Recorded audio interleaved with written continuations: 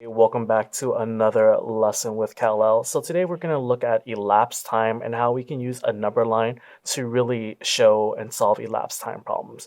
So right now, as you can see, we have a number line in front of us. It goes from 0 to 60 because there are 60 minutes in 1 hour. And then you guys can notice that the larger tick marks, they're going to be 5-minute intervals. And these smaller tick marks in between, these are actually going to be 1-minute intervals. Okay, so let's look at a problem. So this one says Cole starts reading at 6:23 p.m. He stops at 6:49 p.m. How many minutes does Cole read? So the first thing I'm always going to do is I want to identify the start time and the end time. So the start time is 6:23.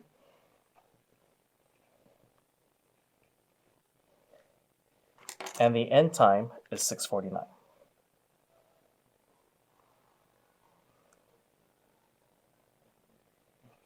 So I'm now going to find these minute placements on the number line. So the start time is 6:23. So I'm going to locate 23 on the number line. It's going to be right here, 20, 21, 22, 23. So that's my start.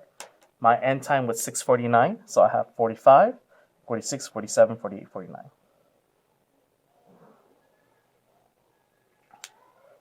So now I'm going to need to figure out the distance from here to here. And the best thing about this is that I can break it down into smaller components. So I always want to look for large intervals first. So here's my first interval. Now this jump from 23 to 25 is going to be a jump of 2.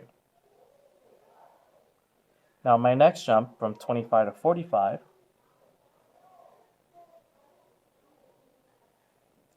5, 10, 15, 20 is an additional 20 minutes.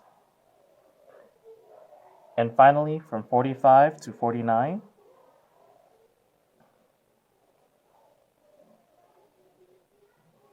is 4 minutes. So now I have my minutes. I'm going to add all of these minutes together. I usually like starting with the larger add-in first. So 20 plus 4 plus 2. 0 plus 4 plus 2 is 6. 2 plus 0 plus 0 is 2. So the time differential is 26 minutes.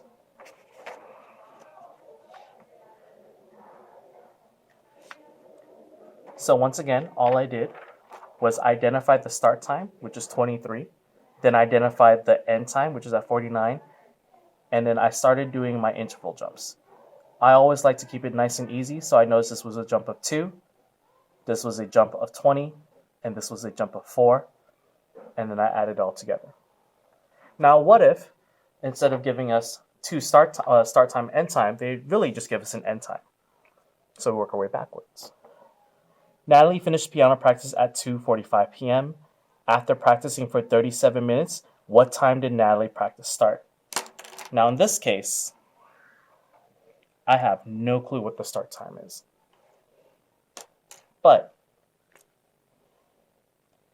I know the end time is 2:45. So I have a starting point, which is the end time. And this time we're going to work our way backwards.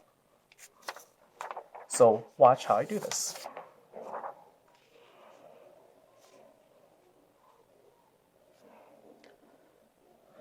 So our end time was 2:45, so I'm going to start here. Now I know the elapsed time of the practice was 37 minutes, so I'm going to start here and go backwards. 5, 10, 15, 20, 25, 30, 35. So I'm going to draw a nice big line here to represent my 35 minutes. So this is 35 minutes. Now the total elapsed time was 37. So I know that 35 plus 2 gives me 37. So 1, 2. So here's my second tick mark. So this point right here on the number line is going to be our start point. So now I can just look at the number line and identify the exact time. So here's 5, 6, 7, 8. So that means my start time is going to be 2, because the hour stays the same, 08, and it was PM.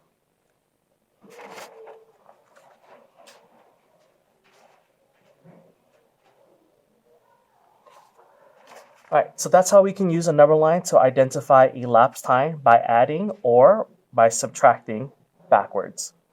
Hopefully you enjoyed this lesson, and hopefully this will help you out for tonight's homework. Stay tuned for another lesson with Kal-El.